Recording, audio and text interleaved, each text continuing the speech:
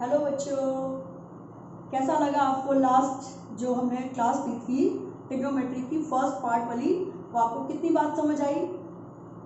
समझ आया या नहीं आया? आप मुझे कमेंट कीजिए, ठीक है? मैं आराम से ट्रिग्नोमेट्री, क्योंकि ये बहुत इम्पॉर्टेंट टॉपिक है और ये पूरा का पूरा फिजिक्स में आपका यूज़ होगा और आगे की जितनी सीनियर क्लासेस होती है उसमें ट्रिग्नोमेट्री जो है, अगर आप मैथ्स के साथ कनेक्टेड रहते हैं तो विदाउट ट्रिग्नोमेट्री आप जो है आगे सर्वाइव नहीं कर पाते। तो इसलिए आपको ट्रिग्नोमेट्री सीखना बहुत ज़रूरी है, ठीक है? तो अभी हम आगे बढ़ते हैं। अब हमने अपनी जो क्लास का लास्ट बात बताई वो ये बताई थी कि हमारे पास टर्मिनल लाइन एक एंटी क्लॉक मूव करती है और एक क्लॉक वाइज मूव करती है। जब एंटी क्लॉक मूव करती है तो आपके पॉजिटिव एंगल्स फॉर्म होते हैं और जब वो क्लॉकवाइज मूव करती है तो नेगेटिव एंगल्स की फॉर्म होते हैं और वो वहाँ पे दिखाई दे जाता है कि भाई साइन माइनस में थीटा है, that means minus of sine theta होगा, क्योंकि हम इस क्वाड्रेंट में पहुंच जाते हैं और इस क्वाड्रेंट में कॉस और सेक का अंश है, इसलिए हमें माइनस केवल साइन, कोसेक, टेन और कॉट पे लगाना होता है, जबकि कॉस और सेक पॉजिटिव होते हैं, ठीक है? अब मैं बताने वाली हूं आपको, अभी तक मैंने डिग्री मेजरमेंट की बात करी है, हर जगह मेरे डिग्री के साइन थे, लेकिन अब मैं आपको रेडियन मेजरमेंट की डिस्कशन बता रही हूँ। अब वो रेडियन मेजरमेंट क्या होती है, बहुत छोटी सी बात बताऊंगी, क्योंकि जब हम 3.1 करेंगे तो उसमें रेडियन के क्वेश्चन है 3.1 में, ठीक है? अब रेडियन रोटेशन एक्चुअल में क्या है, क्योंकि हम जैसे डिग्री में मेजर करते हैं ऐसे ही हम अपने एंगल्स को रेडियन में भी मेजर करते हैं। और रेडियन एक्चुअल में क्या होता है, जैसे मान लीजिए ये आपका एक सर्कल है, ठीक है? और ये सर्कल कैसा है? Unit circle. यूनिट सर्कल का मतलब क्या होता है? ऐसा सर्कल जिसकी रेडियस 1 यूनिट हो। 1 यूनिट माने क्या? 1 सेंटीमीटर, 1 मीटर, 1 डेसीमीटर, है ना? तो हमारे पास इसकी रेडियस 1 यूनिट है, ये रेडियस 1 यूनिट होगी, ठीक है ना? 1 यूनिट हो गई। अब इसकी 1 यूनिट रेडियस में जितनी आर्क बनी उसके द्वारा जो सेंटर पे एंगल बना वो मेजर किया जाता है रेडियन में, ठीक है? और उसकी जो मेजरमेंट होती है वो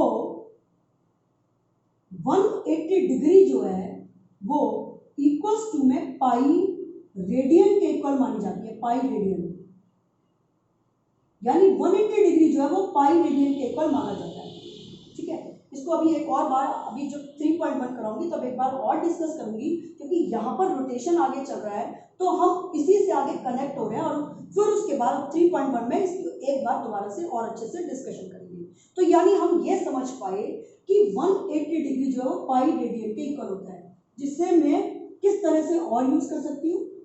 पाई, या तो मैं ऐसे लिख दूँ पाई रेडियन, या इसके ऊपर पाई के ऊपर ऐसे ये लिख दूँ, इस सिंबल को लिख दूँ, ठीक है? लेकिन रेडियन जो होता है ना, डिग्री के ऊपर तो डिग्री लगाना जरूरी है, लेकिन अगर रेडियन जो ना वो ऐसे भी लिखा आ जाए तो अगर इसके ऊपर कुछ नहीं डाला तो उस वक्त हम इसे रेडियन ही कंसीडर करते हैं। अगर मैंने कहा 20 तो 20 means this shows a radian, केवल ये रेडियन को शो करेगा। वैसे इसका सिंबल तो मैंने बता दिया कि ये सिंबल जो है इसके लिए हम सी का प्रयोग करते हैं, ठीक है? अब बात क्या हुई कि इसका रेडियन से क्या रिलेशन है। तो अब हम जब थोड़े हायर स्टडीज में जाएंगे तो ये डिग्री का कॉन्सेप्ट जो है ना वो थोड़ा कम हो जाता है और रेडियन का कॉन्सेप्ट जो है वो बढ़ जाता है। यानी अब हम अगर समझे कि अगर 180 degree equals to pi radian के इक्वल है, पाई के इक्वल है, पाई रेडियन के इक्वल है, तो 180/2 क्या होगा? पाई/2, ठीक है? अगर मैं कहूँ 180/3 क्या होगा, तो 180/3 क्या होगा? पाई/3, और इसका मतलब क्या हुआ? 90 डिग्री, और इसका मतलब क्या हुआ? 60 डिग्री, ठीक है? और अगर मैं कहूँ 180/4 तो कितना होगा? 180/4 कितना होगा? 45 डिग्री, यानी पाई/4 ये हो गया। अगर मैं कहूँ 180/6 तो क्या आ जाएगा? 30 डिग्री। अगर मैं कहूँ ये क्या आ जाएगा? पाई/6, और ये क्या होगा? 30 डिग्री होगा। और अगर मैं यहीं पर कह दूं 2 × 180 यानी 2 × पाई, तो इसका मतलब क्या हो गया 360 डिग्री। ठीक है, सिमिलरली अगर मैं कहूँ 3π/2 तो इसका मतलब क्या 3 × 180/2 यानी 3 × 90 यानी 270 डिग्री। ये हो गया ना। अब मैं क्या कर रही हूँ कि यही चीजें जो मैंने अभी बताई उनको मैं रेडियन में कन्वर्ट करके आपको जो बातें तो मैं समझा चुकी हूँ, बस आपको छोटा सा टिप देना है मुझे कि भाई इनको मैं ऐसे भी कन्वर्ट कर सकती हूँ कि भाई अगर 90 - थीटा के बदले यहाँ पे लिखा हो सकता है π/2 - थीटा और 360 + थीटा की जगह लिखा होता है 2π + थीटा। यहाँ पर 180 - थीटा की जगह लिखा होता है π - थीटा और यहाँ पर लिखा होता है π/2 + थीटा। यहाँ लिखा होता है π + थीटा और यहाँ पर लिखा होता है 3π/2 - थीटा। यहाँ पर 3π/2 + थीटा और यहाँ लिखा होता है 2π - थीटा। ठीक है, अब रूल वही है, आपको क्या लिखा गया, अगर आपको लिखा गया साइन, यहाँ पर मुझे बोला गया 2π - थीटा, तो अब मैं क्या समझूंगी कि पाई और 2π पर आपके एंगल्स चेंज नहीं होते, नो चेंज। ठीक है, और ये क्या थे 180 और 360, ठीक है ना, और यहाँ पर 90 और 270 यानी 90 मीन्स π/2 और 270 मीन्स 3π/2। ठीक है, 3π/2 पर आपके एंगल्स चेंज हो जाएंगे, एंगल्स चेंज हो जाएंगे। तो आपको अगर शुरुआत में लगे कि हम पाई में कंफर्टेबल नहीं है तो आप पाई को कन्वर्ट करके आप क्वेश्चंस की प्रैक्टिस कर सकते हो, लेकिन आपको कोशिश करनी है कि पाई के फॉर्म में अच्छे से प्रैक्टिस करो। ठीक है, अब आगे बढ़े। अब 2π - थीटा की जब हम बात करें तो हम एकदम बोल सकते हैं कि यहाँ पे 2π दिया तो साइन का साइन थीटा ही रहेगा, लेकिन अब हम किस घर में है, इसमें, ये किसका घर है, कॉस और सेक, और यहाँ पे कौन है, साइन, तो मैं माइनस लगाऊंगी। ठीक है, ऐसे ही अगर मैंने लिख दिया 10 3π/2 + थीटा, तो 3π/2 पर एंगल चेंज यानी क्या हो गया कॉट थीटा।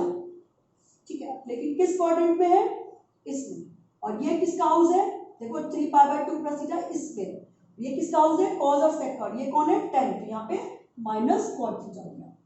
ठीक है ना, तो अब हम जो आज हम सीखने वाले हैं या हमें जो करना है, जो हमारा होमवर्क है वो क्या है, अब हमने 48 फॉर्मूलाज को लर्न करना है इसी रोटेशन को देखकर, और वो फॉर्मूलाज कैसे फॉर्म होंगे मैं एक बता रही हूँ। मैंने कहा sine π/2 - theta, sine π/2 + theta, sine π - theta, sine π + theta, sign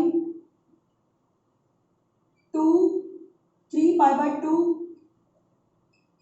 - theta, sine 3π/2 + theta और साइन 2π - थीटा और साइन -थीटा। अब आप बताओ कि आपको इसमें सारे फॉर्मूले बनाने आ गए होंगे, ये मैं आपको दिखाना चाहती हूँ। तो ये आपके 1 2 3 4 5 6 7 8 फॉर्मूलाज साइन के लिए बने हैं।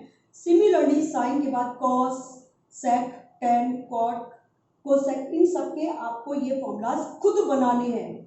और वो कैसे बनाएंगे, क्या चीज ध्यान रखनी है, फिर दोबारा देखो, अगर π/2 है, π/2 है, 3π/2 है और 3π/2 है तो आपका एंगल चेंज होगा। तो हमने यहाँ पे लिखा पहले साइन का कॉस थीटा, ठीक है, कॉस थीटा, और उसके बाद यहाँ पर भी कॉस थीटा और यहाँ पर भी कॉस थीटा। अब तुरंत हम क्या देखेंगे, ये किस हाउस में है, π/2 - थीटा फर्स्ट क्वाड्रेंट किसका हाउस है, ऑल, तो यहाँ पे पॉजिटिव हो गया। π/2 + थीटा यहाँ आ गए, किसका हाउस है, साइन का, और यहाँ पे क्या लिखा हुआ है, साइन, तो प्लस ही रहेगा।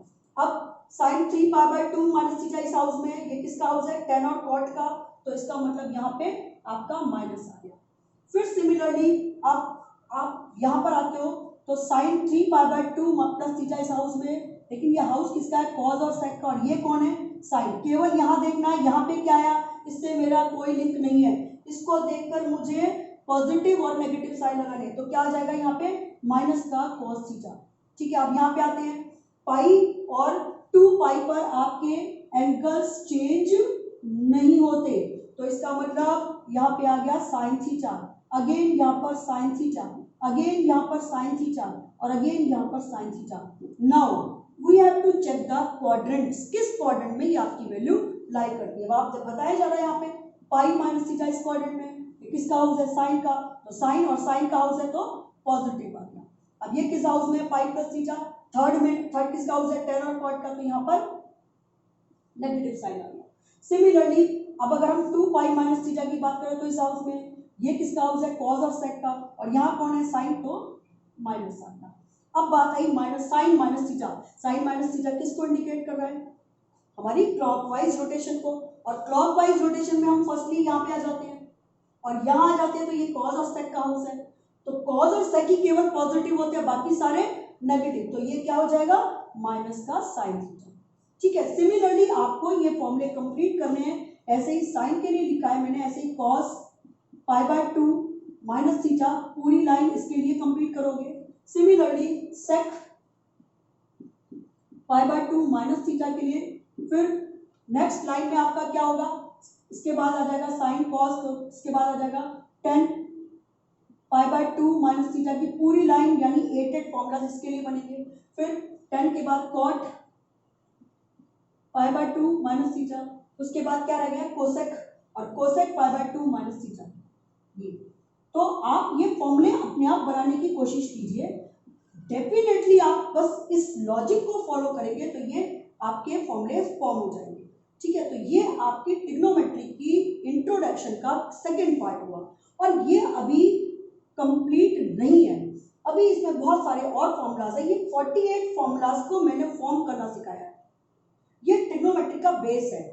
ठीक है, तो अगली क्लास में मैं केवल अभी फॉर्मूले बनाने सिखाऊंगी एक, और नेक्स्ट क्लास में ट्रिग्नोमेट्रिक फंक्शंस के जो फॉर्मूलाज जो हम यूज करेंगे वो, फिर उसके बाद फोर्थ जो हमारी लेक्चर होगा उसमें मैं आपको 3.1 यानी एनसीईआरटी बुक के क्वेश्चंस कराऊंगी।